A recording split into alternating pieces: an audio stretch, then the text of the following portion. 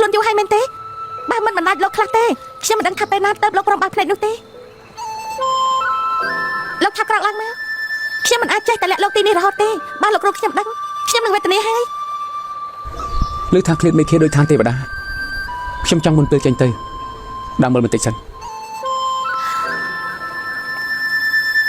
នៅក្រោមទឹកធ្លាក់នេះជំរឿហូបការស្មានទឹកធ្លាក់ដូចជាព្រិលអាចទឹកធ្លាក់ចុះទៅប្រកបជាគ្មានសល់ឆ្អឹងទេក៏មិនអាចរស់ឡើងវិញដែរ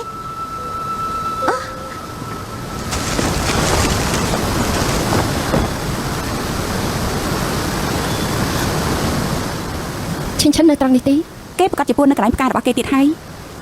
ទៅប្រយ័ត្ន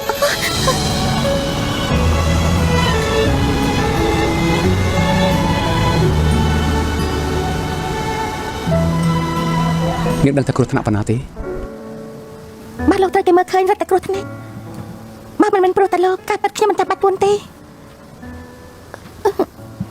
មិនត្រូវទេថ្មីដៃរបស់លោកបាញ់មិញមានអត់ឯណាលោកគួរតែឆាប់បានជាសះស្បើយវិញហើយ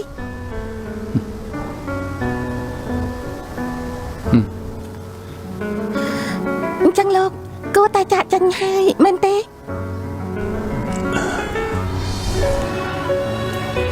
លោកចិត្តតែងក់ក្បាលនិយាយទេខ្ញុំខ្លាចមានសម្លេងឡងហើយត្រូវពួកគេស្ដាប់ឮមើលទៅពួកយើងត្រូវនៅទីនេះមួយសន្ទុះទៀតហើយ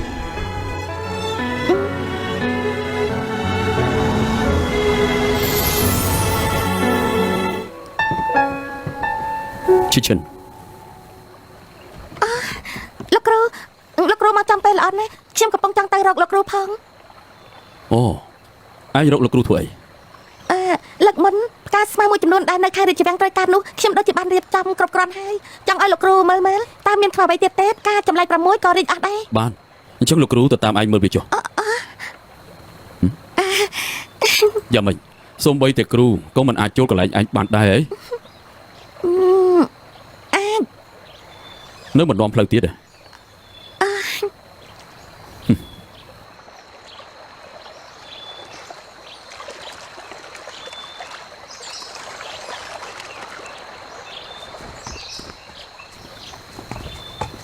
ឈិនឥឡូវឯងបានខ្លាយជានារីថ្មពិតមានទូនាទីពេញខ្លួនឈិនចាស់លោកគ្រូឈិនសម្ព័ន្ធថ្មពួកយើងគឺជាអ្នកការពាររាជវង្សពេលនេះឯងជានារីថ្មដោះស្រាយកិច្ចការលោកគ្រូមានកិច្ចការឲ្យឯងទៅធ្វើឬក៏ជារឿងរបស់រាជវង្សក្នុងរាជវង្សព្រះអង្គម្ចាស់លីងបានធ្លាក់ជ្រុះមិនដឹងស្លាប់រស់ត្រាបទេរាជរបស់ព្រះរាជាមុនលោកគ្រូគឺជាអ្នករក្សារហូតមកថ្ងៃនេះលោកគ្រូយកត្រាផ្ទេររាជនេះប្រគល់ឲ្យឯងត្រាផ្ទេររាជនេះពាក់ព័ន្ធដល់មហាអ៊ុយទាំងមូលគ្រូឲ្យឯងយកវាចូលទៅក្នុងវាំងប្រគល់វាឲ្យលោកម្ចាស់មុខលោកគ្រូឲ្យខ្ញុំយកចូលវាំងតែម្នាក់ឯងទេយ៉ាងណាក៏ឯងត្រូវតែចេញពីឃ្លាតមេឃាដែរគ្រាន់តែមិនស្មានថាចាក់ចេញលើកទី1នេះ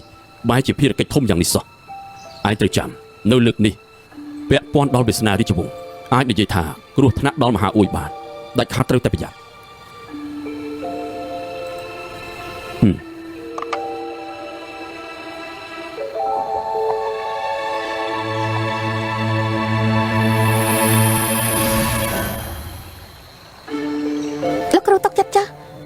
ឈិនមិនឲ្យលោកគ្រូអស់សង្ឃឹមទេខ្ញុំនឹងយកត្រាផ្ទេររាជនេះប្រគល់ឲ្យដល់ដៃលោកម្ចាស់មុខម្នាក់ជាព្រឹត្តិការណ៍គាត់សម្ព័ន្ធថ្មហើយពីដើមមកឈិនមិនធ្លាប់តាក់ទងជាមួយអ្នកខាងក្រៅទេលើកនេះគេទៅត្រូវជ្រើសរើសជានារីថ្មបងបកគលភារកិច្ចធំឲ្យគេអញ្ចឹងពិភពដែលនៅខាងក្រៅនោះជាមួយនឹងឃ្លាតមេឃាមិនដូចគ្នាទេគេចាប់កំណត់មកវាសនាត្រូវទទួលភារកិច្ចធំត្រូវឲ្យគេប្រឈមមុខដោយខ្លួនឯងលើកនេះពួកយើងត្រូវចាំមើលកាយពីជួបគ្នាអាចមានរឿងអីកើតឡើងទៅមើលទៅពាក្យដែលខ្ញុំនិយាយជាមួយលោកគ្រូលោកស្ដាប់ឮអស់ហើយខ្ញុំត្រូវចាញ់ពីឃ្លាតមេឃាក៏មិនអាចຕົកលោកនៅទីនេះដែរមើលទៅនាងក៏ទីដឹងថាខ្ញុំជានរណាដែរព្រះអង្គម្ចាស់លីងគួរតែគ្មានហេតុអីត្រូវចូលមកឃ្លាតមេឃាទេការប៉ັດថ្ងៃនោះមានរឿងអីកើតឡើងទេ